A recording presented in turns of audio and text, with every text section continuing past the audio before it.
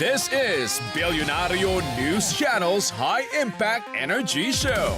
Your hosts, Atty. Magpale, former Commissioner of the Energy Regulatory Commission and Undersecretary of the Department of Energy, Myrna Velasco, book author, energy journalist, and columnist, and Atty. Galura, Energy and Climate Policy Specialist. This is about hard questions, sharp analysis, and energy conversations that matter. This is Power Shift.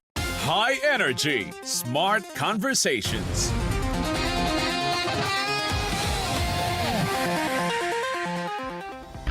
Nirekomenda ng Department of Economy, Planning and Development o DepDev na suspendihin ang moratorium sa coal kasunod ng naranasang energy crisis hindi lang sa Pilipinas kundi sa buong mundo. Ayon kay DepDev Secretary Arsenio Balisacan, makakatulong ang pagluwag muli sa paggamit ng coal bilang source of energy para i-address ang krisis na ginagawa na rin umano ng ibang bansa tulad ng Japan, Germany at Italy. Samantala, sinabi ni Energy Secretary Sharon Garin na bukas ang ahensya na pag-aralan ang suwestyon ni Balisacan. Matatandaan na noong 2020 ay nag-impose ang Pilipinas ng moratorium sa mga coal power plants para makapag-focus sa renewable energy transition. Dapat sumunod ang mga kumpanya ng langis sa prescribed rollback prices na itatakda ng gobyerno ngayong nasa ilalim ng State of National Energy Emergency ang bansa. Yan ang binigyang diin ni Energy Secretary Sharon Garin sa naging press briefing noong Lunes. Ayon kay Pangulong Ferdinand Marcos Jr., abot sa 24 na piso kada litro ang rollback sa diesel na dapat ipatupad ng mga gasoline stations, 3 piso naman sa gasolina at 2 piso sa kerosene. Ito na ang ikalawang big-time rollback sa produktong petrolyo buhat na magsimula ang tensyon sa pagitan ng Amerika at Iran. Welcome to another episode of Power Shift, where we continue to look into the Middle East conflict that has again shifted power policy energy debate into what was once clean energy transition towards a dual-track energy investment that still includes fossil fuels. Is this now a marriage of necessity and ambition? We continue our conversations with Secretary Sharon Garin as we explore how does the Philippines navigate the roadmap towards energy security. Myrna? Yeah. Attorney Aina, sabi mo nga, 'di ba, nagkaroon na ng dual track investment system pagdating sa energy sa ating bansa. Ang nangyayari kasi before, 'di ba, parang straight path lang yung energy transition, clean energy. Kaya lang, with the crisis na nangyayari ngayon, kailangan natin bumalik to the quest for energy security. And what does that mean for the country? Ang oil shock na nangyayari sa atin ngayon, parang repeat or 2.0 of the oil shock of the 70s. So what happened then? Diba? Parang, okay, that was a time that we invested in technologies na mag-i-ensure sa atin ng mahaba-haba na kailangan may kuryente tayo at oil and gas resources for the country. So that was that Sabi ni Myrna, meron itong historical perspective pala para sa ating mga viewers para mas maintindihan natin kung saan ba nagsimula ito at ano ang ginawa natin noon. Yes, definitely. Yung diversification natin, actually, the massive one started in the 70s. Nag-build tayo na presidency of the former, The fathers. Nag-build tayo ng maraming geothermal. Nag-build tayo ng maraming hydro plants at that time. Tapos ang nangyayari ngayon, di ba? You said, dual track investment system. So even yung mga fossil fuels like coal and oil and gas, sinasabi ngayon, pwede bang one more time? So ang nangyayari, it's like, okay, nagda-diet na tayo, clean energy na dapat. Pero, teka muna, bumalik tayo doon sa Energy. So yan, nandyan talaga. oo. So kung ano yung pinakamadali, kung ano yung pinakamabilis, at kung ano yung available. Kaso, ang irony mo rin with relying with the likes of coal and gas is that we don't have that much in the country. So we still need to import that. Right? Exactly. So supposedly para sa energy security natin, we'll diversify away from geothermal and then go back to coal and gas. Pero ini-import din natin sila. Tama? Wala tayong indigenous na mga resources para mapunan at matugunan yung pangangailangan natin. Yeah, that's why yung conversation natin in Sec Garin, diba? ano yung hindi lang short-term na plano. Kailangan may medium-term plan ka, tsaka long-term energy planning. So beyond the oil and gas problem that we would have, dapat nakatingin tayo kung ano yung future that we should have.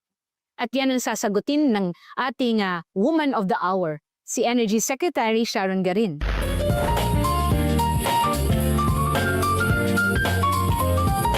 We will be discussing the very complex pathway of energy transition. And if you would have to look at it, there's always that kind of conflict between ambition and reality. Some people would say it is very messy, it could be uncertain, Yes. and it is very expensive. But it is something that we cannot deny it is happening. And if we would have to link that with the policy of this administration, what was the conversation like with the President when you were appointed as Energy Secretary? So, ang mga kababayan natin, definitely ang tanong, ano ba ang masasharon natin at the end of this administration? The marching orders of the president is the same as always, no? People first. So if you notice naman siguro in the last SONA of the president, medyo mahaba yung portion ng DOE done. The electrification of the islands, total electrification, lifeline rates, net metering, and all the others that are like Sikihor was specially mentioned at that time. It's the common thread of all those directives are like dapat makatao yung DOE. It has to be people-centered in the sense na there has to be reliable electricity, there has to be affordable electricity, at fair to all, no? Lahat dapat may equal access. Kailangan talaga we're pursuing the directive of the president, and every activity that we do, every circular that we issue, the objective there is to have stable, reliable, and affordable electricity. So, ngayon po, like if you look at what we've done, I replayed the SONA over and over again, word per word. We've made task forces for all those, every sentence that he has made. We have a task force to make sure all the 200 power plants are finished on time. We have a task force for lifeline rates, for net metering, and all, and even for the islands. So, so far po, we're on track. We're on track with the directives of the president. The common thread to all that is affordability, access, and reliability. What major achievement has been delivered so far, and what are those that have yet to be accomplished? Maraming achievements in DOE so far, even during the time of Sec Popo, because he's my mentor, you know. Maraming achievements, but I think I have to give credit to the whole DOE family for that. Kasi NEA has accomplished so much. The response to the disasters have been phenomenal. Our task force kapatid are so responsive. Ang dami-dami nila, ilang libo ang for 2025 ang nag-volunteer. Napocor is starting to do the Green Islands drive so that we can wean them out of diesel. And then also on the Pisang privatization has been very successful. But on the DOE side, our policies are gearing towards transition. So on transmission, on renewable energy, we're now on our 5th GAIA now. Tapos yung mga policies on the power side, we're also trying to make some tweaking there para mabalance yung energy security natin. Medyo too loaded tayo sa Luzon pero manipis tayo sa Mindanao and Visayas. So there are so many things, and you're right. It's such a complicated industry kasi it's not they're not It's not straightforward. Tsaka hindi Yeah. sila government eh.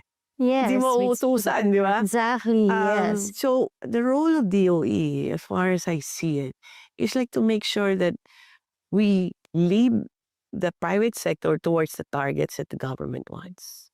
We cannot tell them what to do, but we can give them the incentive to go for targets. If we need a certain base load, it's a certain year, there has to be a mechanism. DOE has to set the mechanism that will let them guide them towards there.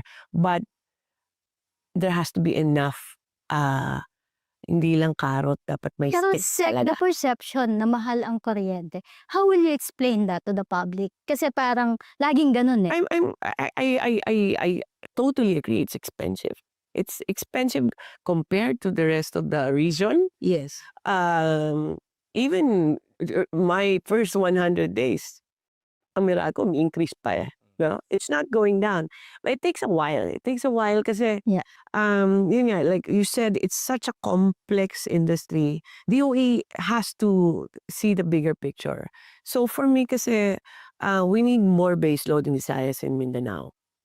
To build a coal power plant or even a gas-powered power plant It'll take time. Yeah. takes time, 5 years. Yeah. If you want hydro, that's 10 to 15 years. So, ang planning dapat nandyan, dapat nakikita ng DOE ang buong picture so that at a certain point, we have an objective that we will be lower than 10 pesos, hopefully. No? At Maraming factors siguro yan. kailangan din natin i-highlight no na isa yan sa mga pinakamalaking challenges yung transition kasi mas madalas sa hindi na hindi natin nakikita in our lifetime actually yung mga milestones. Yes. That's what you call legacy work. Yes, there you go. The first one has to be like the most perfect nuclear power plant. I'm also excited. I want it tomorrow if possible, but I want it very, very safe.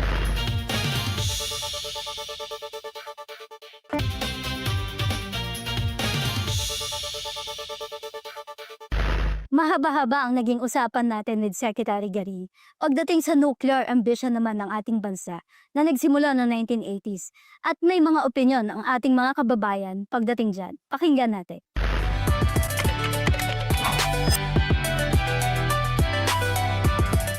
Marami siyang benefits na pwedeng makinabang sa, yung hindi lang isang city lang ang pwedeng makinabang. Kumbaga applicable siya sa buong mundo, hindi lang sa bansang Pilipinas. Well, I could say na hindi naman siya totally harmful. Well, hindi pa naman natin siya na proven and tested. Para sa akin kasi may positive and negative effect siya eh.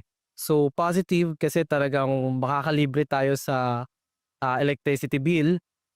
Malaking tipid siya lalo sa mga mahirap. Then yung negative niya, yung radiation na talagang kinakatakot ng halos lahat. Sa pagkakalam ko rin po, maraming studies and yung mga debate nga na sinasabing ibalik yung nuclear power plant. Marami din na wag kasi nga bad or harmful siya sa environment, which is for me, totoo naman. Pero I think it is okay and kailangan lang ng mas magandang knowledge kesa dati. Kasi dati naman meron tayo noon. So I think okay lang siya buksan pero kailangan lang pag-aralan pang maigi kung anong mas pinaka-feasible and yung mas okay sa mamamayan. Ayan, napakinggan naman natin kung ano ang saloobin ng ating mga kababayan pagdating sa nuclear. Siguro sa puntong ito, magandang tumuloy tayo sa ating pag-uusap with Sec Sharon nang sa gayon mapakinggan natin ano nga ba ang mga plano at programa ng DOE pagdating sa nuclear power. Pakinggan natin ito.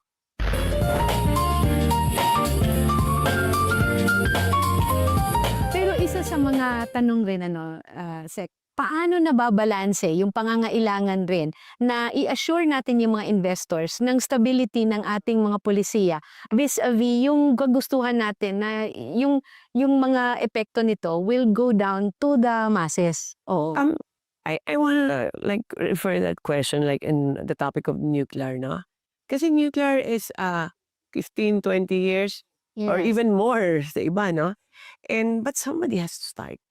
Yeah. If you want it to happen during the time of our children and grandchildren, Yeah. we have to start because it takes decades to finish. Intergenerational. And before you can have it even started yung construction, kailangan kasi ang permitting mo, si DNR, dapat alam niya kung anong ECC, how to do the ECC, the security, RDOST, PNRI, how to do that. It takes years also. Even community preparation Ang sa mga campaign, tao pa no? lang na campaign to make them understand, di ba?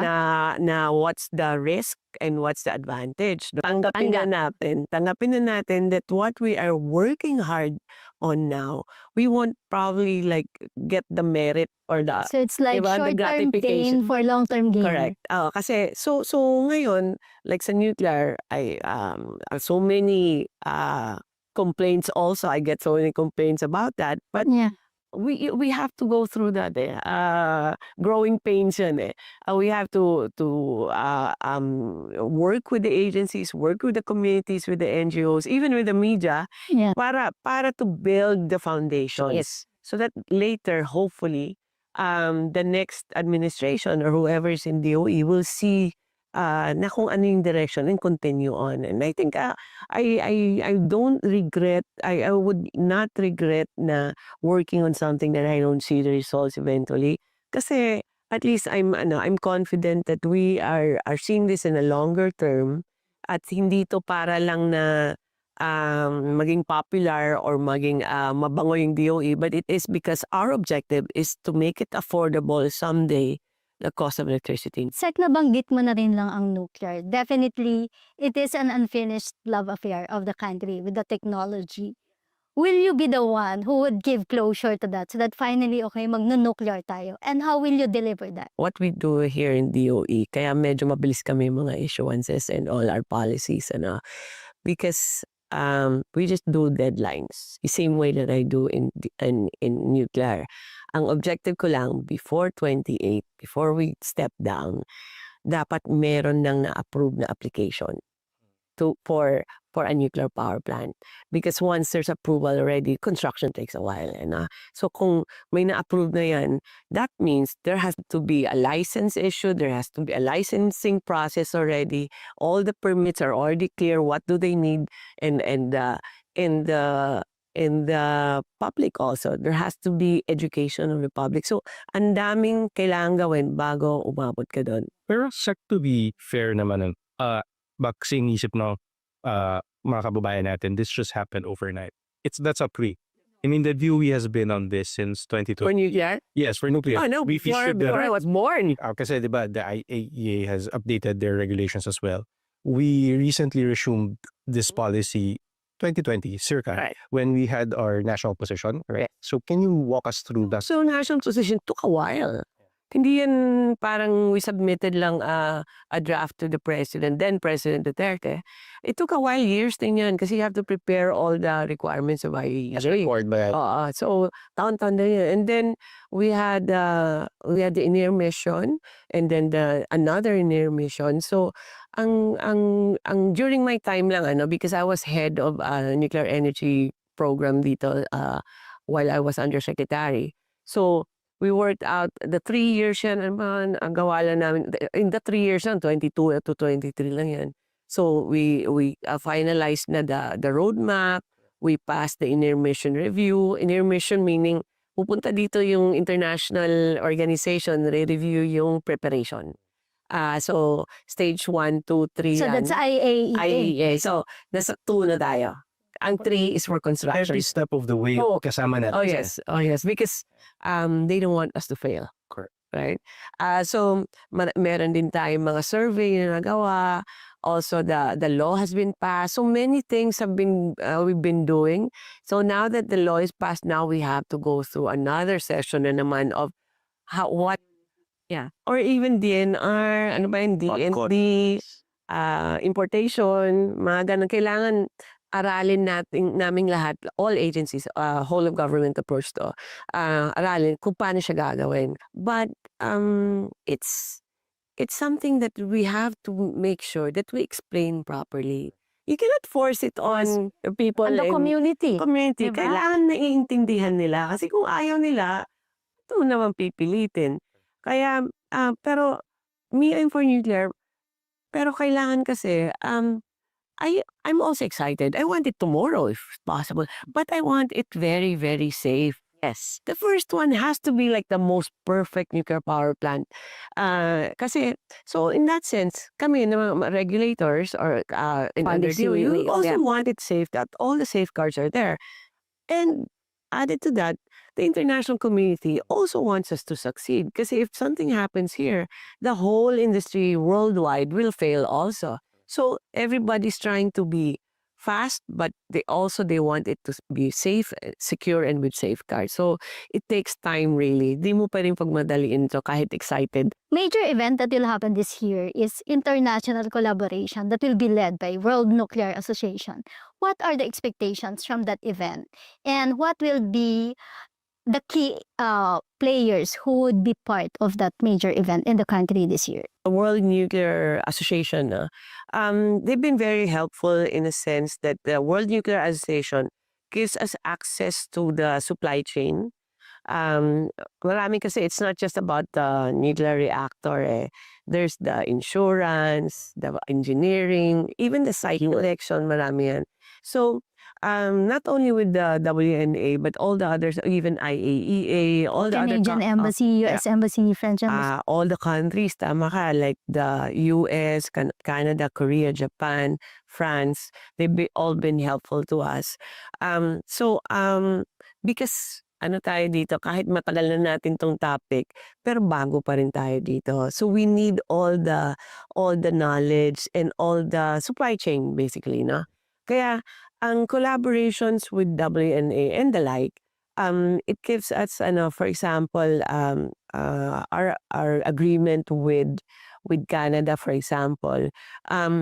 They bring us there and teach us like how they do things, what are the good practices. What I also want to pursue there is the disposal. Kasi issue yan eh. It's an issue na saan natin dadalhin yung waste niya, no? So there are new things that are happening. Japan and where did I go? France have solutions already na they dig like 500 or 500 meters below, and then they store it It's also there. being done by Canada.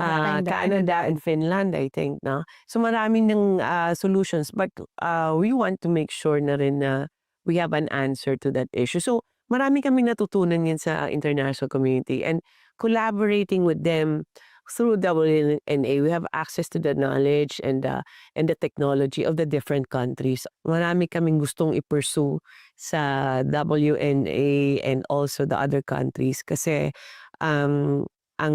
even just the trainings we want, we've been trying to get trainings, funding, site selection. Yun yung mga important sa amin ngayon kasi that will help us prepare for licensing. I would rather na ang tao mag-decide. If we have a nuclear power plant, it will develop a new type of supply chain. Which is pag nangyari yung BNPP, dapat ang mura na ng kuryente from that. Correct. Ang effect niya, more investors, cheaper in production sa atin dito, and also new investments in terms of the supply chain of nuclear. Kasi Even for other industries. So marami siyang advantages.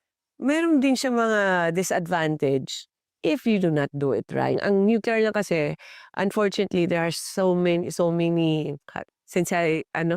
sensational use. Tsaka pa isa-isang event, hindi siya yung... Pero malakihan. Pag sumabog naman issue talaga.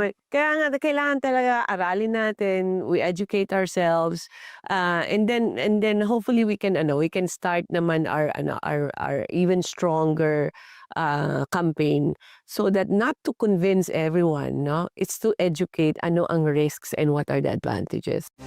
At sa ating pagbabalik ay pakikinggan natin kung ano ang pulso naman ng ating mga kababayan tungkol sa coal energy at kung paano ito matutugunan ni Secretary Sharon Garin ng Department of Energy.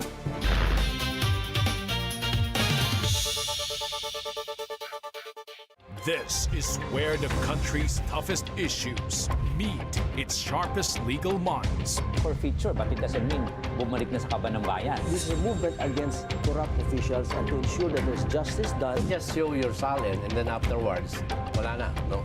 Join Attorney Mike Toledo and Attorney Garin on Abogado, Thursday, 8 p.m. only on Bilyonaryo News Channel.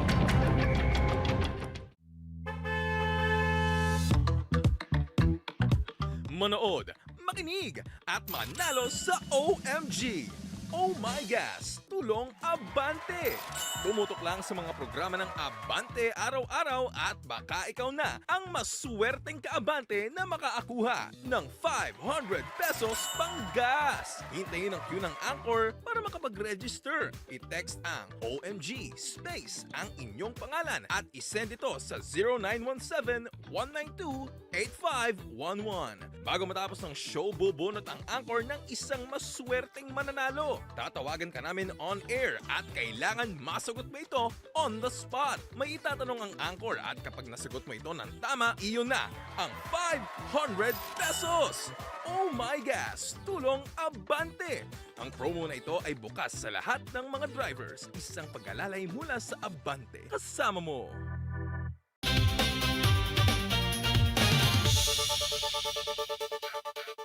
Welcome back to Power Shift. At ngayon naman ay mapapakinggan natin kung ano ang palagay at mga kuro-kuro ng ating mga kababayan tungkol sa conventional energy kasama na ang coal power at itong tinatawag nating renewable energy.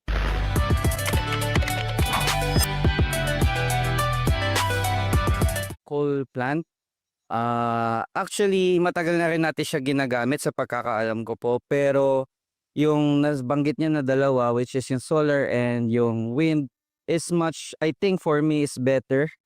Because lalo na ngayon sa environment natin na ang daming pollutions. Bali po nagbaburn po ng mga coal para po mag-generate ng mga electricity, like ganun po. Para mag-create po ng energy. Coal plants yung nag-generate ng energy using burning coal na talagang ginagamit natin since then pa. Sinauna pa sa mga train, like para ma-operate yung train or mga ship before. Wala pang mga gasoline na ginagamit natin. Most of the time naririnig ko yung solar and yung wind energy. Like sa solar para mga solar panels na very common kahit sa mga street lights yung ginagamit natin. Then yung sa wind, yung windmill especially sa Ilocos. Yung coal ay ginagamit siya para mag-generate ng energy. Wind energy. Kadalasan din natin to siya nakikita like sa Philippines. Mostly meron siya sa Ilocos. Solar, uso na din yan ngayon. Ginagamit natin siya sa mga bahay-bahay. Ganito. Para nakaka-save tayo ng energy. Ang pagkakaintindi ko dyan is parang gumagamit yung bansa natin ng alternative source of energy. So, ayun, parang much better siya gamitin sa ngayon kaysa sa ano. Kasi ang kuryente natin is, di ba, pataas and pamahal. Napakinggan natin kung ano ang mga saloobin at kuro-kuro ng ating mga kababayan pagdating sa conventional energy kagaya ng coal o uling at ang renewable energy. Sa ngayon, ipagpatuloy natin ang ating pag-uusap with Sec Sharon kung ano naman ang plataforma ng gobyerno pagdating sa dalawang sources of energy na ito. Pakinggan natin si Sec Sharon.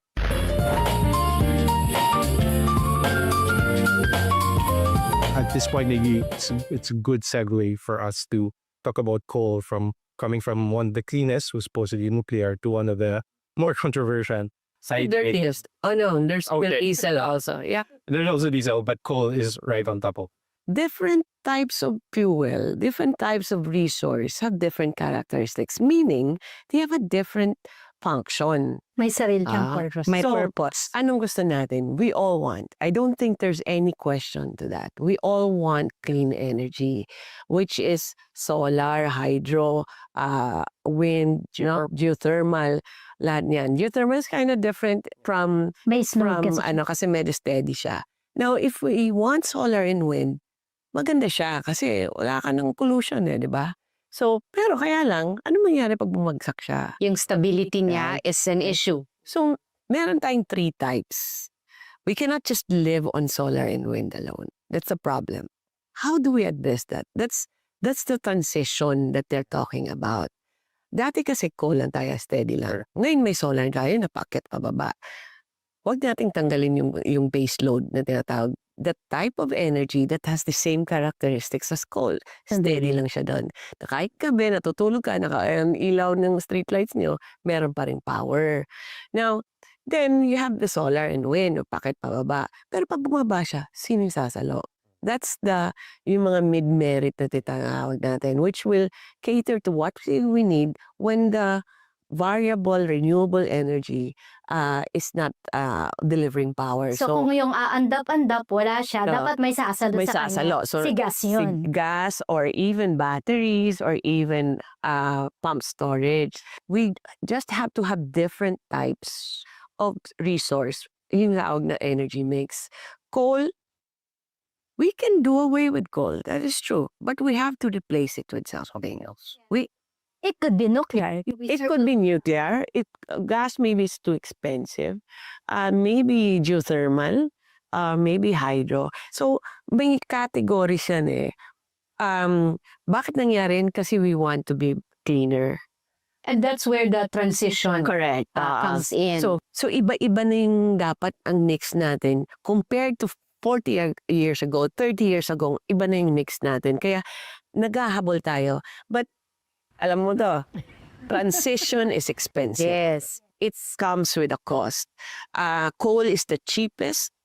What we don't want is the cheapest and the dirtiest, pero pinakamura yun. May externalized cost naman. So, kailangan i-balance mo. We want cheap, but we want clean. But we don't have a technology that is both. Pero right now, while we're waiting, while transitioning, we need to find the perfect mix for the Philippines. There has been concerns that the 2025 advisory issued by the DOE last October, clarifying the 2020 coal moratorium policy, is actually a step back. Correct. How would you respond to the concerns that the 2025 advisory is the government backsliding on its clean energy commitments by prioritizing less efficient, less sustainable sources of energy? Yung in-issue na policy was to allow own use coal, right? Which is in contradiction to what we are trying to push, and in which we have a policy that we have a moratorium on new coal power plants. So, That's the issue. so ngayon, ina-allow natin. But the question is, when do we allow? We don't just allow anybody. Ang requirement doon, own use siya, then you have, there are some pag own use kasi totally, dapat yan hindi ka nakakonect sa iba eh. So, Like within yung- the fence. Yung bahay mo lang, Oo, yung ikaw bahay lang. mo lang, nandyan lang. Industriya mo lang. And then kailangan may transition plan ka. Kailangan you have to, a certain point, may sasubmit ka sa amin together with the application for the coal plant. You have to tell us when do you plan to become green. Okay? So, ano lang yan kasi right now, we're, for example, like our some economic zones or some manufacturing, for example, there's even like cement plants, steel plants, na kailangan nila ng cheap kasi otherwise our construction costs will go up. Eh. Makes sense naman The economically. heavy industries. Heavy industry. So, at meron ding mga mining, for example, that are trying to lower their cost. So, they've been trying to, our economic team, the administration, has been trying to find a way to make our cost cheaper. And that's one of the solutions. It was really a hard fight. Kasi kami talagang green kami. But it is also possible in areas that are so unstable na wala talaga siyang renewable na kaya i-address yung energy security nila. There are coal power plants na have clean technology already. I think we have some already here in the Yung mga Philippines. ultra, battery supercritical. supercritical. Which is the one So na meron na emissions niya lower, and our teams are studying pa kung if ever there are applications in the future that maybe we will require that na ganun na talaga yung technology, not the old one that that mataas pa yung emissions. Balance kasi if we don't allow the coal-based load in some parts, may costs sa economy at sa tao. So, people in the Philippines sometimes, what our priorities are what? We want cheap electricity talaga and stable electricity. Solar cannot just do that by itself, no? So, it's a hard balance. Pero yun nga, it takes a while for us to find the proper mix in each area. Iba-iba, hindi yan isang mix lang sa Pilipinas. Luzon, iba rin yung mix, Visayas, iba rin So that's why it's complicated. Gaano katagal yung transition na binibigay natin sa kanila? We sir? haven't, I don't think we put a period pa because the application will go through evaluation of DOE. So I guess they put in factors na, you know, what, anong industry, ano yung technology. So what, I think that will come in when the evaluation is done. Napakinggan natin kung ano ang mga reaksyon ni Sec. Sharon at mga plano pagdating sa coal.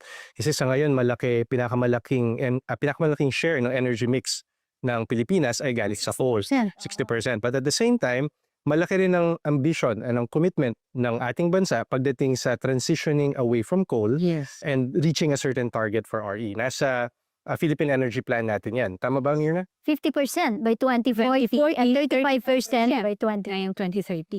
That's very important kasi isa ang Pilipinas sa mga pinaka-vulnerable countries pagdating sa increasing frequency and intensity of typhoons. Naramdaman natin yan itong napakainit na panahon, napakalakas sa bagyo.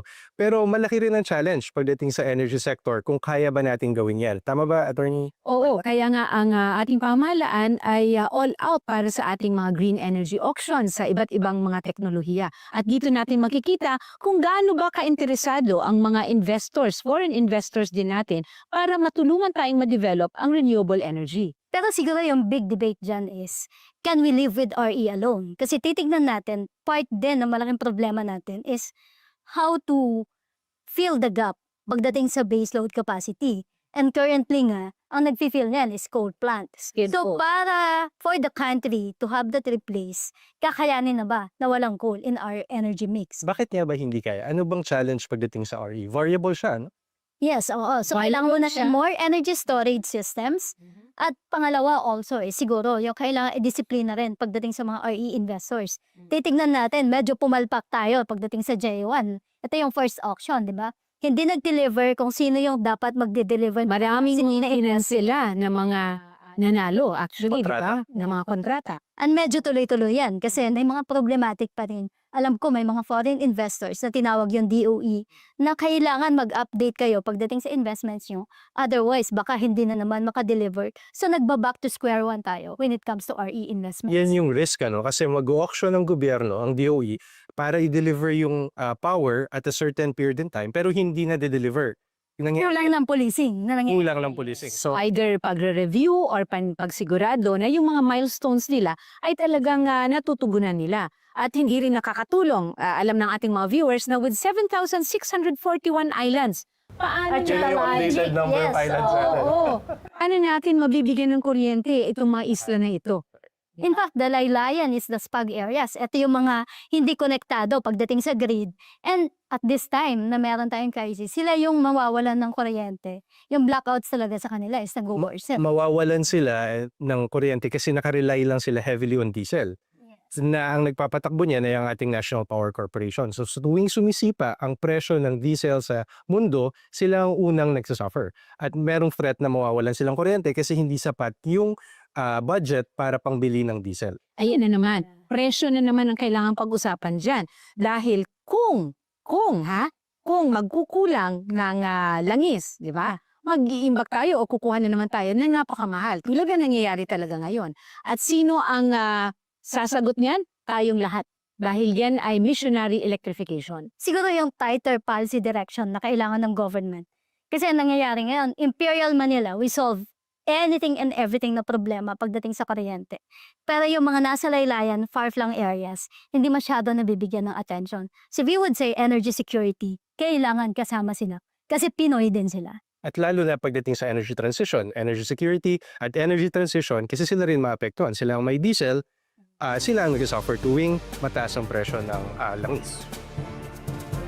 At sa ating pagbabalik, ay pakikinggan natin ang pagpapatuloy ng conversations with DOE Secretary Sharon Garin on renewable energy.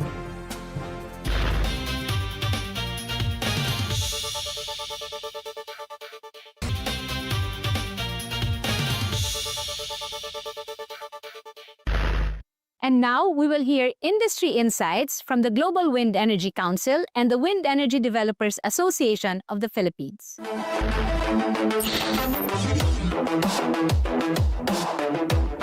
offshore wind. Globally, we have around 83 gigawatt built already. And we're expecting 350 gigawatt more to be built. And most of the opportunities are actually within the global south. And most would be in Asia, particularly those countries that we call as emerging markets, right? So what we're seeing right now is that these countries would have the highest, wind potential, onshore wind, offshore wind. The resources. Yeah, the resources, it's high. You see the government's really putting huge ambitions for us to, reach our 30, at least for the Philippines, to reach a 35% RE share by 2030 and 50% by 2040 or 2050. And we see offshore wind as a huge catalyst to make it happen for the Philippines. But then, what do we see? Mataas ang capex niya. Yeah? Talagang to be completely transparent about it, high yung capex niya. You'd need infrastructure. Unlike other RE technologies for offshore wind, particularly, you need ports. So you can build. It's unique to offshore. It's unique to the offshore wind, no? And that means you really need a lot of investments to happen. The government would have the ambition. The developers are here. We're working as one ecosystem. Even the banks are like, what do we need? So now there's this much needed conversation on how can climate finance and multilaterals and how can we, where can they come in? And the whole development conversation would definitely include them.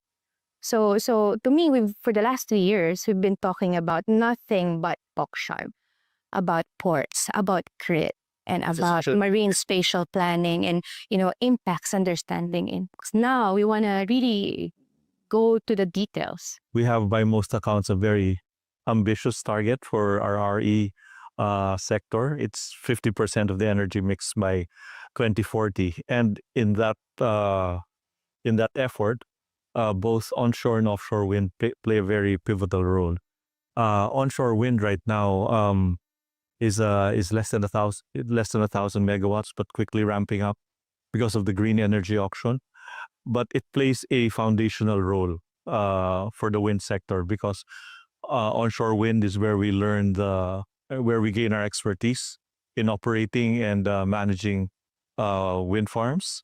And offshore will provide a transformational role in terms of the RE ambitions, because it's in offshore wind that we have of course, a potential of 178 gigawatts. Offshore and onshore wind are both variable RE sources. But with the developments in technology and forecasting, there's now a much better sense of how much wind you will have. The government encourages the investors to build renewable energy, diba? It's been very successful. So we've had solar, wind, hydro, and geothermal, I think, over the years. So we're now on GAIA 4. Ang 3 kasi, hydro, no? Or, hydro. Yung pump storage, tsaka yung hydro, now that was historical, 7,000 megawatts. Yun, talagang ang laki nun. That's a huge help for us. Next was the solar and and the IRES. Sorry. So now we have enough. I mean, we'll meet our target, so 35%. Now, what our direction now in DOE, actually yesterday lang nag-meeting kami, is to be more responsive, innovative, and progressive when it comes to GAIA. So we have waste to energy because we want to help the flooding in Manila also. There's 13 million tons every day of garbage. Dito sa Manila, and it's every day comes back to us. Diba? So, waste to energy, especially for Metro Manila. The other one was we were talking with the National Irrigation Administration, putting solar in their canals. The next one was we also want more renewable in Mindanao. So, a GAIA specifically for Mindanao. Kasi we want our investors, domestic and international, we want them to know that Mindanao is open for business. You know that solar panels that they raise a little higher in their plaza. Yes, agriculture. Agrovoltaic ang tawag doon. So there are technologies in that. So those are things that we've been discussing because we want to be clear of like what kind of GAIA we want to do in the next few years and the next 10 years actually, at what capacity para may visibility ang mga investors natin. So we're mapping that out, but our direction is like be more creative in a sense that we parang tinutulak mo yung mga investors in the right direction with the policies that we put. Yun, plus the batteries. What we want is all REs from now on has to have battery. And speaking of those investors na talagang kailangan din natin na mapaintindi sila and para ma-assure sila na may return sila, di ba? Successful ang ating mga GAIA SEC in terms of yung pina-auction natin. Gaano naman tayo kasigurado na sila naman gagawin nila yung parte nila na talagang tatapusin nila? How do we, kasi ngayon nga, di ba, ang dami nating kinansel ng mga RE We have so many contracts that are not happening. And that's because before kasi at the start of Renewable, we wanted more and more. And we were accepting any offers for a contract. So recently, during the times like Popo, we did reforms on the applications, the omnibus rules natin. So kailangan may-ari ka na ng lote or may lease ka na dyan, stricter rules. So now we're reviewing everything. We're doing some tweaks in the rules na dapat pag hindi ka nag-comply at a certain date, kailangan i-call na namin yung mga bonds. So we're putting more safeguards now. But our batting average is still not good. But that's because of GAIA 1. Delivery. On GAIA 1. We want it more, we want to use more of the technology available, automation, AI. We're pouring most of our savings on those. Para what we do na lang is data analytics here in DOE para tama yung analysis kasi tama kasi technology driven manual pa ngayon yung kaya minsan hindi ma-monitor na maayos because of the thousands of contracts that we have.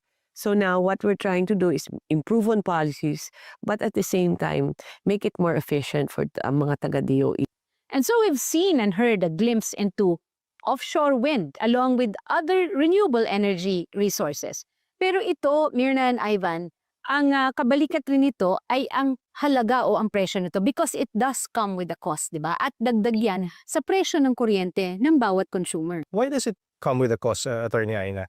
The reason is mahal pa kasi yung teknolohiya. Yes. Mahal pa yung battery at kailangan mo yung battery para ma-flatten yung supply ng energy that's coming from the renewable energy. Variable kasi yan. Yes. Pag walang araw, wala kang supply ng kuryente mula sa solar. Pag wala kang hangin, wala kang supply ng kuryente mula sa offshore wind or onshore wind.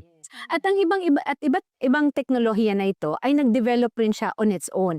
Dati napakamahal ng solar. Ngayon bumaba ng presyo niya. Now the Philippines is embarking on wind energy both onshore and offshore. Itong offshore yan yung makikita mo na nandun sa laot, di ba? Siguro yung caution lang dyan ngayon is ang taas na ng kuryente na binabayaran natin. In fact, the big question is paano siya isofel? Looking at Meralco alone, mga nasa 13 pesos na yung retail rate that we're paying.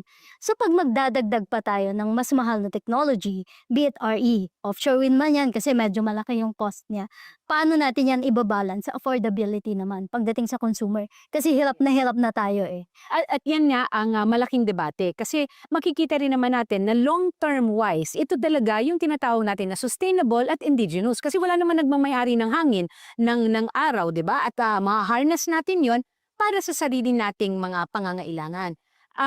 Sa ngayon, ang green energy auctions natin ay talagang dinidevelop para ang tawag natin ay ma-accommodate at mapalago itong renewable energy. Isa rin siguro sa mga highlight na naging discussion natin with Secretary Garin is how to prepare the industry. Ang sinasabi nga, part of it, para mapababa or at least cost competitive to mga technologies na to, i-develop yung supply chain. And the other part of that is reskilling din ng mga tao. Bagong technology to sa atin eh.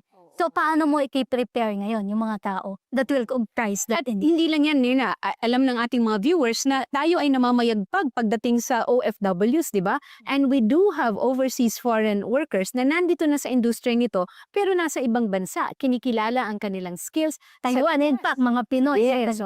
So gusto natin, mapapauwi kaya natin ito? Pag na-develop siguro ng gobyerno yung industriya ng offshore wind, ng battery, ng solar sa Pilipinas, siguro mas mapapauwi natin sila, mas ma-encourage natin sila na dito na lang nila i-contribute yung kanilang skills and yung kanilang natutunan mula sa ibang bansa. Nang sa gayon, mas lalong lalago yung ating industriya sa RE. Pero siguro kailangan cost competitive din pagdating sa sweldo. Ang masakit kasi na katotohanan na meron tayo ngayon, yung mga engineers natin, they build industries and yung industrialization ng other countries. Pero tignan mo kung nasan tayo. Umuunlad yung ibang bansa dahil sa Filipino talents, pero tayo hindi natin magamit yung ating sariling talents. Iba ang nakikinabang. Iba nakikinabang. It's about time na ma-harness natin itong mga skills at expertise ng ating OFWs para rin sa sarili nating pagtugon ng pangangailangan natin. Napakinggan naman natin yan. Kasama yan sa mga long-term plans ng DOE dun sa binanggit ni Sec Sharon kanina. No? I-develop yung human capital sa Pilipinas nang sa gayon, handa na tayo para mapabilis palalo yung energy transition natin. Kasi very important na meron tayo proper engineers, scientists, mechanics, para nang sa gayon maka-deploy tayo ng mas mabilis pagdating sa onshore, offshore, geothermal, and hydro, all sorts of RE. Balikan ko lang yung supply chain in this part of discussion. Kasi titignan natin yung shipping, the talents and skills came from the Filipinos. And it's one thing that we can do also for offshore wind if we would have to look at it for the long term. Ivan, saan ba patutungo ang renewable energy para sa Pilipinas sa palagay mo? Sa palagay ko, Atty. Aina, kaya namang maabot ng gobyerno yung kanyang pinapangarap o yung inaambisyon na percentage 40%, 50% by 2030. Tingin ko handa naman tayo dyan. Yun nga lang, gaya na sinabi ni Myrna kanina, merong kaakibat na gastos. There are so many factors that we have to consider.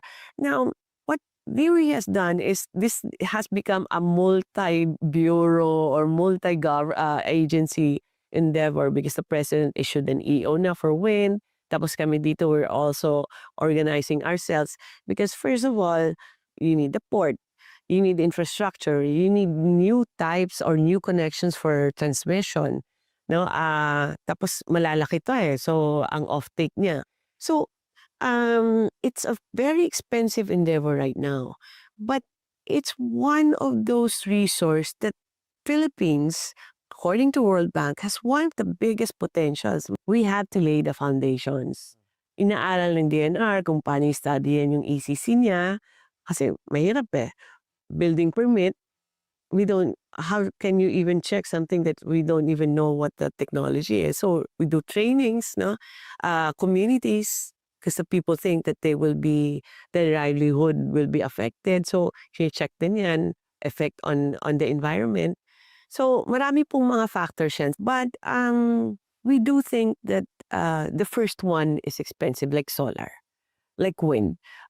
Once we have it set, the whole supply chain, it will come cheaper and cheaper to us and for the rest of the world. And if we are successful in this, in fact, if Philippines become a pioneer in Southeast Asia, we can be the hub for offshore wind. What will be your pitch when it comes to policy that shall be prioritized?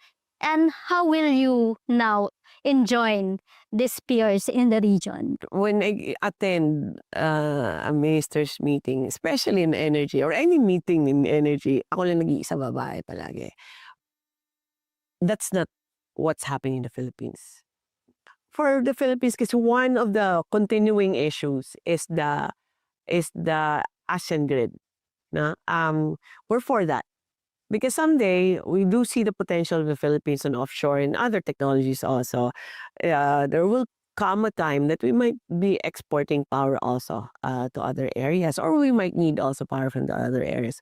So, last year, I talked to the minister in Malaysia and also in Indonesia on doing a MOA na rin with them so that we can study already. That's a that's again legacy work. Yes. But it's bound to happen anyway.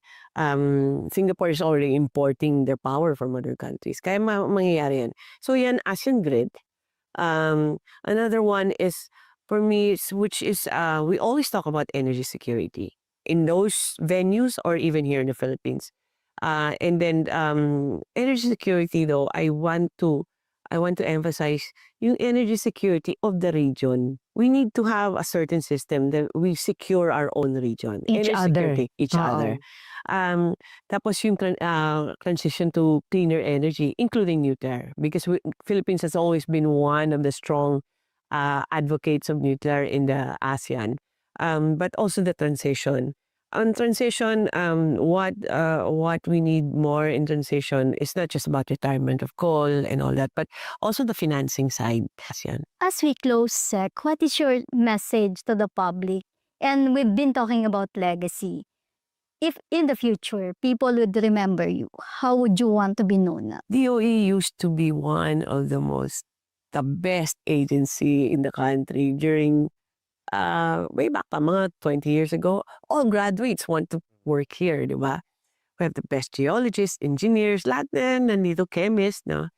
And over the years, for some reason or another, siguro reforms in the policies, the shift in the economy also, medyo, it's not as Nag-abroad na lahat. Nag-abroad lahat. Kasi mga nuclear scientists natin dati, magaling. So, we're working on that. We're building our own energy center for excellence. We're trying to build an energy museum, training center. So we also want to push DOE to be, or DOE Philippines to be the center for excellence. That's what I want to happen for DOE.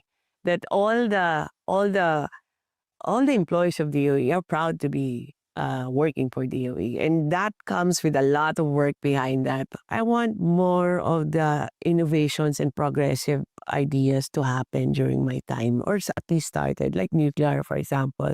Hydrogen, we want to push that kasi Philippines is the only one that had a public bidding for hydrogen exploration. So, clean energy is the goal and keeping the lights on is the test. We don't have to love energy policy, but we all have to pay for it. That's why this conversation matters. And that's a wrap for tonight. Until the next jot, may all the energy markets in the world survive the chaos. This is Power Shift, Hard Energy, Smart Conversations.